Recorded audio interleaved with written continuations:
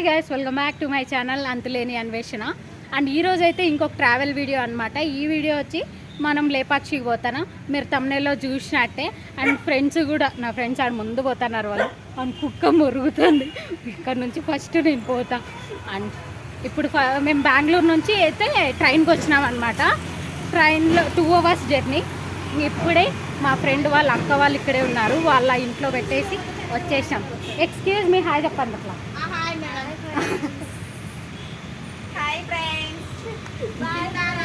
మేము హిందూపూర్కి రీచ్ అయ్యే కల్లా టైం అరౌండ్ 11 అయిపోయింది అనమాట. ఆ టైంలో టిఫిన్స్ ఏమి ఉండవు కదా.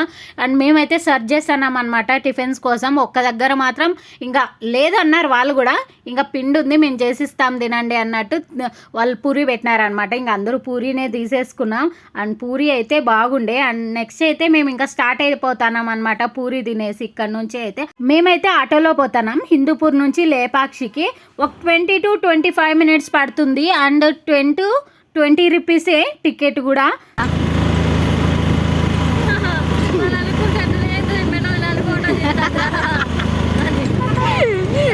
అండ్ రానే వచ్చేసింది మన ప్లేస్ అయితే. ఫస్ట్ లేపాక్షిలో వీరభద్రస్వామి టెంపుల్ మెయిన్ అనమాట. ఇదే టెంపుల్ని దర్శనం చేసుకుంటున్నాం. ఆటో దిగుతూనే ఇట్లా ఫ్రంట్ సైడే ఉంటుందన్నమాట. వాళ్ళ ఆటో వాళ్ళు ఈజీగానే చూపిస్తారు మనకు. మేమైతే ఇక్కడ ఇంకా వీళ్ళ టెంకాయలు తీసుకోవడానికి ఆగినామన్నమాట. అందరూ ఇంకా బ్యాగులు, స్లిప్పర్స్ అవన్నీ ఉంటాయి కదా, అవన్నీ వీళ్ళే పెట్టించుకుంటున్నారు పాపం. అండ్ ఇక్కడ ఇంకో జోక్ జరిగింది. నేను బెంగళూరులో కన్నడ మాట్లాడి, హిందూపూర్ అంటే తెలుగు కదా, ఆడ కూడా కన్నడలో వాగుతాన్నాను అనమాట. అండ్ వాళ్ళైతే మేము తెలుగులో మాట్లాడొచ్చు అన్నారు నన్ను. అండ్ నెక్స్ట్ ఇక్కడైతే మేము ఇంకా టెంపుల్లోకి వచ్చేసినాం. జనాలు ఏమో అంత రష్ ఏం లేదు. అండ్ పర్లేదు, జనాలు ఉన్నారు, లేరనేకి లేదు. కానీ అండ్ లోపలికైతే వెళ్ళిపోదాం రండి. అండ్ బయట చూస్తే ఇట్లుందనమాట. అండ్ చాలా స్పేషియస్గా ఉంది టెంపుల్ కూడా. అండ్ కోతులు అయితే ఇక్కడ మంచి కెమెరా ఫ్రెండ్లీ కోతులు అనమాట. ఈ కోతుల్లో నేనైతే కెమెరా తీసుకొని పోయి దాని మూతిలో పెడతాను. అయినా కోతులు అసలు ఏం అనడం లేదు. అండ్ నాది కూడా అదే జాత అనుకున్నాయో ఏమో కానీ అసలు నన్నైతే ఏమనలే. ఇంకా లోపలికైతే పోదాం రండి. అండ్ ఇక్కడ ఇది 15th century టెంపుల్ అనమాట. అండ్ అప్పటి నుంచి ఇక్కడ అంటే క్లీన్ ఇవన్నీ చేస్తున్నారు కానీ ఏమీ రీబిల్డ్ చేయలేదన్నమాట. అంటే ఏదైతే తెచ్చిపెట్టేసి అట్లా ఏం చేయలేదన్నమాట. అప్పుడు ఎట్లుందో టెంపుల్ ఇప్పుడు కూడా అట్లనే ఉంది. అండ్ మెయింటెనెన్స్ బాగా చేస్తున్నారనమాట. అండ్ ఇక్కడ స్తంభాలు ఒక 700 స్తంభాలు పైనే ఉంటాయంట. అండ్ ప్రతి స్తంభానికి ఏదో ఒక శిల్పాన్ని చెక్కింటారనమాట. అండ్ నెక్స్ట్ ఇంకొకటి మనకి కంచుపట్టి చీరల్లో అట్లా డిజైన్స్ ఉంటాయి కదా, ఆ డిజైన్స్ కూడా దీనిలో చెక్కింటారంట. అంటే ఈ స్తంభాల్లో మనం ఇంకా ఇన్ డీటెయిల్గా నేనైతే కొంచెం వీడియో తీసిన, అది కూడా చూపిస్తాను మీకు. అండ్ అక్కడ జనాలు ఎందుకు నిలుచుకున్నారంటే ఇక్కడ ఒక స్తంభం స్పెషాలిటీ ఉంది, అది స్తంభాన్ని జున్నీకి. అండ్ పైన చక్రం మాత్రమే నీట్గా కనపడడం లేదు, ఇంకా మిగతాదంతా అంటే ఈ శిల్పాలు నీట్గా బాగా కనిపిస్తున్నాయి అన్నమాట. అండ్ వీరభద్రస్వామి టెంపుల్ లోపలికి మేము దర్శనం చేసుకునే దగ్గరికి అయితే కెమెరా అలౌ లేదనమాట. మేమైతే దర్శనం చేసుకొని ఇంకా బయటకు వచ్చేసినాం. బయటకు వచ్చి ఫస్ట్ ఇది అంటే ఈ స్తంభాన్ని చూడనీకి వచ్చినాం అనమాట. ఇక్కడ ఏం జరుగుతుందంటే అందరూ ప్రతి వాళ్ళు సైంటిస్టుల మాదిరి బిహేవ్ చేస్తున్నారు. ఒక గ్రూప్ ఆఫ్ పీపుల్ నిలబడుకుంటాం అనుకోండి, ఒక 20-30 పీపుల్ అందరూ చెక్ చేస్తున్నారు అనమాట. అందుకోసమే అది రష్ అయిపోతుంది ఆడ.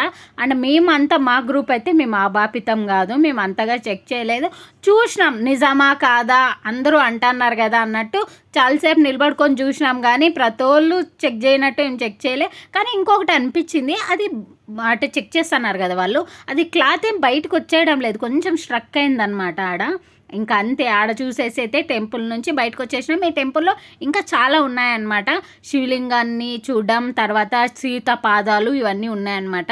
అవి అయితే చూసేద్దాం. అండ్ ఇక్కడ లింగం గురించి మాట్లాడినాం కదా, ఆ స్టోరీ చెప్పుకుందాం. ఇక్కడ ప్రతిదానికి మంచి స్టోరీ ఉందన్నమాట. ఈ లింగం స్టోరీ అయితే చాలా బాగుంటుంది. వాళ్ళ అమ్మ కోసం ఇది పాము పడగని వాళ్ళు చెక్కినారనమాట. ఇక్కడ అంటే మేస్త్రులు ఉంటారు కదా, వాళ్ళు చెక్కేకొచ్చిండే వాళ్ళు. వాళ్ళమ్మ ఆ రోజు లంచ్ కొంచెం లేట్ చేసిందనమాట. అండ్ అందుకోసమే వాళ్ళమ్మ లంచ్ చేసే లోపలే వాళ్ళమ్మ ఒక 3 hours తీసుకుంది, ఆ టైంలోనే చెక్కేసిన. ఇది యాక్చువల్ స్టోరీ అనమాట. అండ్ ఇది 3 hoursలో చెక్కినారు, టైమింగ్ చెప్పలే కదా, 3 hoursలో చెక్కినారు. ఆమె వచ్చి షాక్ అయింది. అండ్ తర్వాత అక్కడ రాజు ఉంటాడు కదా, తన అయితే బ్లాక్ది లింగం తెచ్చి కాశీ నుంచి అయితే ఇక్కడ ప్రతిష్ఠించినారనమాట. అనమాట. అండ్ లింగం ఉందంటే నంది కూడా ఉండాలి కదా, దీని స్ట్రైట్గానే నంది ఉంటుంది. మనం అది కూడా చూస్తున్నాం అనమాట. అది కూడా చూపిస్తా వీడియో లాస్ట్లో. అయితే మా వాళ్ళు ఫోటోలు దిగడం స్టార్ట్ చేసేసినారు. అండ్ వాళ్ళు స్టార్ట్ చేసినారనమాట. మనం వీడియో రికార్డ్ చేస్తూ ఉండే చుట్టుపక్కల అంతా. అండ్ లక్ష్మి ఉంది మా దాంట్లో, నిజంగా చాలా మంచి ఫోటోలు తీస్తుంది అనమాట. అండ్ మనం కూడా చాలా ఫోటోలు తీయించుకున్నాం, అప్లోడ్ చేస్తున్నాం. అండ్ థంబ్నెయిల్ కోసం చాలా ఫోటోలు తీయించుకున్నాం. అండ్ ఈ వీడియో అయితే ఇప్పుడు నేను పోతానని చెప్పి అది మాత్రం రీల్స్ కోసం రికార్డ్ చేస్తూ ఉండేదన్నమాట. అయిన తర్వాత యాక్చువల్ స్టోరీకి వచ్చేద్దాం. అండ్ ఇప్పుడు మీరు ఇక్కడ చూడొచ్చు పెద్ద స్టోన్ కనిపిస్తుంది కదా, ఈ స్టోన్ని లింగం ఉంటుంది అంటే పాము పడుగు ఉంటుంది. అండ్ తర్వాత ఫస్ట్ అయితే అది చెక్కుకోకుండా ముందు గణపతిని చెక్కినారనమాట. అండ్ ఫస్ట్ ఏది స్టార్ట్ చేయడం అంటే గణపతికి పూజ చేసే స్టార్ట్ చేస్తాం కదా, అట్లా ఫస్ట్ గణపతికి అంత టెంపుల్ మాదిరిగా చెక్కి చేసినారు. తర్వాత వాళ్ళు అది చెక్కినారనమాట, అంటే శివలింగాన్ని పెట్టడానికి పాము పడగా. అండ్ నెక్స్ట్ అయితే మనం ఇంకా ఒక దగ్గరకు వచ్చేసినాం. ఇది స్టోరీ కూడా అంటే ప్రతి ప్లేస్లో ప్రతి ఒక్క స్టోరీ ఉంది ఇక్కడ. నిజంగా అంటే మనం ఒక డే అంతా వీరభద్రస్వామి టెంపుల్లోనే ఉండొచ్చు, అంత స్టోరీస్ ఉన్నాయన్నమాట. ఇక్కడైతే ఈజీగా చూసుకుంటా వన్ డే అయితే గడిపేయచ్చు. అండ్ నెక్స్ట్ అయితే మనము ఇది కళ్యాణ మండపం అనమాట. ఇది అంటే కళ్యాణ మండపం పూర్తిగా అయిపోకుండే కళ్యాణ మండపం అనమాట, అంటే కంప్లీట్ చేయలేదు ఈ కళ్యాణ మండపం అనమాట. అండ్ దీని స్టోరీ కూడా ఉంది. ఎవరైతే రాజు ఉంటారో, రాజు మంత్రి ఉంటారు కదా, మంత్రి రాజుకి ఇన్ఫార్మ్ చేయకోకుండా ఈ కళ్యాణ మండపం కట్టించే ట్రై చేసినారనమాట. అండ్ మంత్రికి అపోజిట్ ఉంటారు కదా, వాళ్ళు పోయి రాజుకి ఏమేమో చెప్తే రాజు తన్ని చంపేయాలి అట్లా అంతా అనుకున్నప్పుడు ఇంకా మంత్రి ఇంకెట్లనో నేను చనిపోతాను, ఇంకా రాజుతో బ్యాడ్ చేయడం ఎందుకు అని చెప్పేసి తను కళ్ళు పీకి గోడ కొట్టినాడంట, అంటే చనిపోయే ముందు. అవి ఇవి ఇక్కడ రెడ్ మార్కులు కనిపిస్తున్నాయి కదా, నేను జూమ్ చేస్తానని చూడండి, ఈ రెండు అని చెప్పి చెప్తా అన్నారు. ఈ రెండు తన కళ్ళు ఇట్లా కొట్టినప్పుడు అవి అట్లా అయినాయంట, బ్లడ్ మార్కులు అట్లనే ఉన్నాయి. 15th century నుంచి ఇప్పటి వరకు అట్లనే ఉన్నాయని అయితే స్టోరీ అనమాట. అండ్ నెక్స్ట్ అయితే మనం ఇప్పుడు పెళ్లి జున్నీకి వచ్చేసినాం. అండ్ శివపార్వతుల పెళ్ళి అనమాట. ఇది అంటే శివపార్వతుల పెళ్ళి పైన ఎట్లా జరుగుతుందో అట్లనే రీక్రియేటివ్గా ఇక్కడైతే చెక్కినారు ప్రతి స్తంభం పైన అని ఇక్కడ గైడు చెప్తాన్నాడు. అదే పూర్వం స్టోరీ అనమాట. మనం కూడా చాలా ఇంట్రెస్టింగ్గా ఒక 1/2 hour చెప్తాన్నాడు తను. మేమైతే చాలాసేపు విన్నాం, స్టోరీ అంతా విన్నాం. కానీ మీకైతే ఆ స్టోరీ అంతా తను ఎంత చెప్తే అంత చూపిలేను కదా, బోర్ కొట్టేస్తుంది. కొంచెం బ్రీఫ్గా తను చెప్పేది వినండి మీరు కూడా. ఎక్స్ప్లెయిన్ చేసేదైతే ఏ దేవుళ్ళు అటెండ్ అయినారు పెళ్ళికి, ఇప్పుడు మన ఎట్లా అటెండ్ అవుతారు మన ఫ్రెండ్స్ బంధువులు ఎట్లా అటెండ్ అవుతారో అట్లనే ఇక్కడ కూడా దేవుడికి ఎవరు అటెండ్ అయినారో అని అయితే ఎక్స్ప్లెయిన్ చేస్తున్నారు. నార్త్ ఈస్ట్ కార్నర్ ఈశాన్యంలో ఈశ్వరుడే వచ్చాడు నంది వాహనంలో. కళ్యాణ మండపంలోకి ఎంట్రీ వచ్చినాడు, నంది వాహనంలో వస్తాడు. మన ఇంట్లో పెళ్ళిళ్ళు అయితే వెహికల్లో ఆయుధం పట్టుకొచ్చినాడు. ఐరావతం అంటే తెల్ల ఏనుగు పైన వచ్చాడు. ఆయన ఫైర్ అగ్ని, సౌత్ ఈస్ట్ అగ్నిమూల, 2 తలలు ఉండేది అగ్నికి, గొర్రె పైన వస్తాడు. అగ్నికి గొర్రెవా. యముడు యమధర్మరాజు దక్షిణానికి బఫెలో ఎనపోత వాహన పైన వచ్చాడు. బఫెలో ఈయన వశిష్ఠుడు ఋషి కూడా పెళ్లికి హాజరైనాడు. ఈయన వరుణుడు వానదేవుడు పడమర పక్కున్నాడు. క్రోకడైల్ మసలి వాహనం పైన వచ్చినాడు వరుణ. ఈయన బృహస్పతి దేవతలకంతా గురువు. అలా ఇట్లా రావాలి, దూరం నుంచి కనపడదు. పెళ్ళి ఎలా జరిగిందో విన్నారు కదా మీరు కూడా. నెక్స్ట్ అయితే మనం కంచుపట్టు చీరల డిజైన్ల గురించి వచ్చేద్దాం. ఈ డిజైన్లేనంట నేను చెప్పినాను కదా ఫస్ట్లోనే, కంచుపట్టు డిజైన్లన్నీ చీరల డిజైన్లన్నీ ఇటు నుంచి దొబ్బేసినారని. అండ్ ఇక్కడ ఇవి తను ఇంత నీట్గా చెప్తున్నాడు, ఇక్కడ నుంచే తీసుకొని పోయినారు, లేపేశారు అది ఇది అని చెప్పినాడు గైడ్. అయితే మస్తు అనిపించింది నాకు. అండ్ చూడండి నిజంగా కదా, మనకు కూడా ఇవి చూస్తా అంటే అవును కదా కాపీ కొట్టినారు మంచిగా అనిపిస్తుంది. అండ్ ఇది స్టోరీ అనమాట. ఇది ఇంకా అంటే ముగించలేదన్నమాట. ఇది కళ్యాణ మండపం మేము కట్టిలేదు, ఇంకా అప్పటి నుంచి 15th century నుంచి ఎవరు దీన్ని టచ్ చేయలేదన్నమాట. అవి స్తంభాలు ఎట్లా పెడితే అట్లనే ఉన్నాయి. అండ్ ఇక్కడ మోస్ట్లీ ఒక 700 స్తంభాలు ఉంటాయంట. అన్ని స్తంభాలు అయితే ఉన్నాయి. అన్నీ చూడండి, ఒక్కటి కూడా అంటే ఇప్పుడు కట్టించిండేది ఏదీ లేదు, అన్ని స్టోన్స్తోనే. చాలా ఇంకా 15 కాదు, ఇంకా ఎన్ని సంవత్సరాలైనా ఉండేటట్టున్నాయి ఇవి, అంత మంచిగా ఉన్నాయి అన్నీ అయితే. అండ్ నెక్స్ట్ అయితే మనం ఇంకా చూద్దాం, ఎక్స్ప్లోర్ చేద్దాం రండి లోపలికి పోయేసి. అండ్ ఇప్పుడు మనం ఇక్కడ ఉన్నాం కదా, ఇక్కడ నుంచి కిందకి దిగి ఇంకా మనం సీతాపాదాలు అవన్నీ చూద్దాం. మా మొహాలు చూడండి అప్పటికే వాడిపోయినాయి. అండ్ అప్పటికే ఒక 2 అట్లా అవుతా ఉండే. అక్కడ లంచ్ కూడా పెడతారనమాట, అనౌన్స్ చేస్తూ ఉండే లంచ్ తిందుర్రండి, ఇక్కడ ప్రసాదం పెడతానం దేవుంది అనేసి. అండ్ మేము కూడా ఏం తినలేదు. ఎందుకు తినలేదంటే కారణం ఉంది. మా ఫ్రెండ్ వాళ్ళ అక్క వాళ్ళు అక్కడే ఉన్నారనమాట. వాళ్ళు చెప్పినారు లంచ్కి ఇక్కడికి రావాలా మీరు కంపల్సరీ అని. మేము ఇక్కడ ఇంకా భోజనం చేసేసినామంటే ఇంకా మిస్ అవుతాం కదా, వాళ్ళ ఇంటికి పోయేంత టైం ఉండదు. ఇంకా మేము డైరెక్ట్ ట్రైన్కి పోవాల్సి వస్తుంది. ఇంకా వాళ్ళు ఎట్లో కుక్ చేసింటారు మాకు అని చెప్పేసి మేము వెళ్ళలేదన్నమాట. అండ్ అక్కడ కోసం అయితే వెయిట్ చేస్తూ ఉన్నాము. ఇక్కడ చూడండి మేము ఇంకా అంటే ఎక్స్ప్లోర్ చేస్తాం అనమాట ఫుల్ అంతా. అన్నీ ఇట్లానే స్తంభాలే ఉన్నాయి, ఒక 700-800 అట్లా ఉండొచ్చేమో. మేమైతే ఇంకా చాలా తిరుగుతున్నాం. మా వాళ్ళు కొంతమంది ఇద్దరు ముందు కూడా పోయినారనమాట. మేము అసలు నేనైతే చెమటకు చాలా ఇదైపోతాను అనమాట, అంత ఎండ పడతానింది ఆ రోజు పోయిండే రోజు అయితే. ఇదే సీతపాదం అనమాట, ఎంత పెద్ద పాదమో కదా అసలుకే. అండ్ ఇక్కడ పూజలు కూడా చేస్తారు సీతపాదం దగ్గర. అండ్ సీతపదం కొంచెం సైడ్కి ఉంటుంది, మనం కనుక్కొని ఎవరినైనా అడిగితే చెప్తారనమాట ఎక్కడ ఉంటుందో అనేసి. అండ్ నెక్స్ట్ అయితే ఇక్కడ మనం ప్లేట్లు చూస్తున్నాం. ప్లేట్లు అంటే స్వామిలు వాళ్ళు ఉంటారు కదా, వాళ్ళకి దీంట్లోనే ప్లేట్లలో అన్నం పెట్టేవాళ్ళంట. ఇది ఒక 3 ప్లేట్లు ఉన్నాయి. నిజంగా అంటే చాలా, అంటే ఇది ఇప్పుడు ఎవరు యూజ్ చేయడం లేదు కాబట్టి కొంచెం అట్లా గలీజ్ అయినాయి అనమాట. అయినా అవేం అండం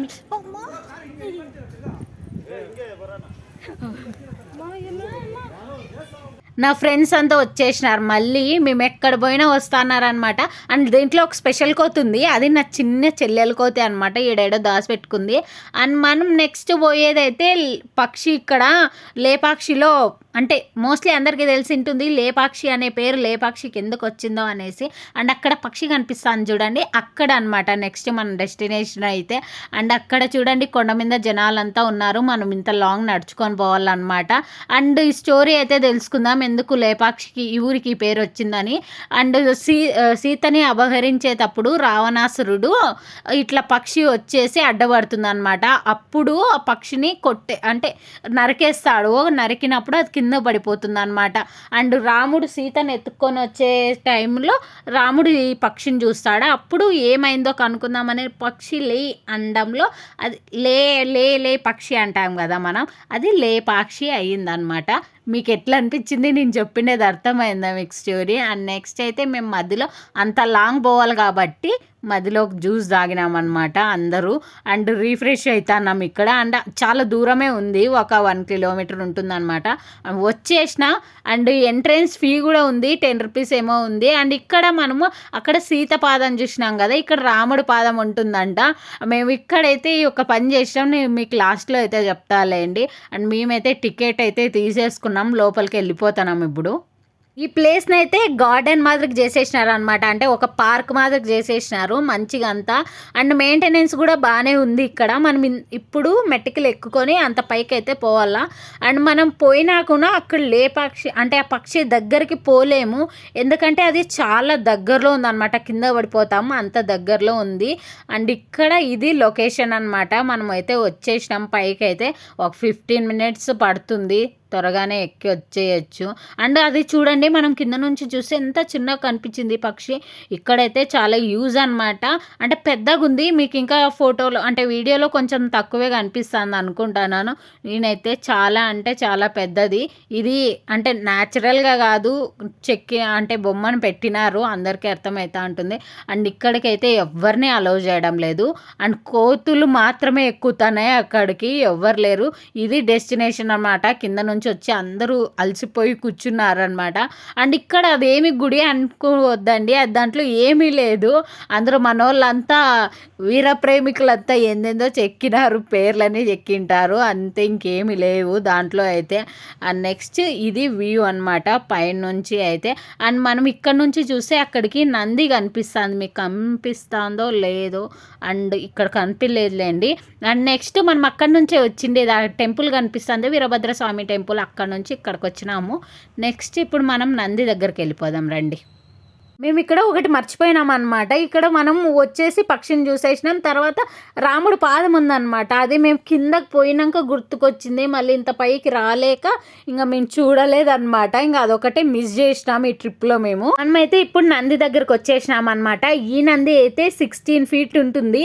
అండ్ ఇది నెంబర్ 1 నంది అని కూడా చెప్పొచ్చు ఇండియాలో. ఇలాంటి నంది ఇంకొకటి లేదని అయితే చెప్తా అన్నారు. అండ్ ఈ నందిని చెక్కిండే నంది అనమాట, ఇలాంటిది ఇంత పెద్ద నంది లేదనమాట. అండ్ నెక్స్ట్ అయితే ఇక్కడ చూడండి ఎంత మంచిగా ఉందో కదా, అంటే చెక్కిండే రాయిని, ఒక పెద్ద రాయి ఉంటే అక్కడే పెట్టి చెక్కినారనమాట. అండ్ మనము ఫస్ట్లో శివుడిని చూసినాం కదండి, అప్పుడు మీకు ఒక స్టోరీ చెప్పినానే, ఆ శివుడికి ఈ నంది డైరెక్ట్ ఉంటుందన్నమాట, అంటే స్ట్రైట్ ఉంటుందన్నమాట. శివుడు నంది కంపల్సరీ ఉండాలి కదా స్ట్రైట్, అట్లయితే ఇది చెక్కినారనమాట. ఇది చూడడానికి అయితే చాలా పెద్దది, అంటే వీడియోలో కొంచెం చిన్నగా అనిపిస్తుంది నాకు.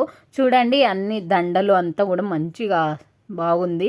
అండ్ నెక్స్ట్ అయితే ఇది ఇంకా లాస్ట్ డెస్టినేషన్ అనమాట. అండ్ ఈ రోజులో ఇంతే, ఇంకా మనం చూసే 3 ప్లేసెస్ లేపాక్షిలో అయితే చూసేసినాం. ఫస్ట్ అయితే వీరభద్ర స్వామి టెంపుల్, తర్వాత లేపాక్షి అంటే పక్షిని చూసేసినాం, తర్వాత నందిని చూసేసినాం. అండ్ మా ట్రిప్ అయితే అయిపోయిందనమాట. మేమైతే మా ఫ్రెండ్ వాళ్ళ అక్కల ఇంట్లో పోయి లంచ్ అయితే చేసేసిన. అండ్ ఫుల్ ఆకలి అవుతుండే, అండ్ నేనైతే వాళ్ళకి చెప్పుకోకుండా వీడియో తీస్తానులేండి. అండ్ ఇంకా ఈ ట్రిప్కి అయితే బెంగళూరు నుంచి చాలా తక్కువ కాస్ట్ అయింది అని చెప్పుకోవచ్చు, ఒక 250 అంతే. అండ్ మార్నింగ్ టిఫిన్తో కలిపి లంచ్ చేస్తే ఒక 300 అవుతుందేమో అంతే పర్ హెడ్. 300 అంటే వర్తే కదా పర్ డేకి అయితే.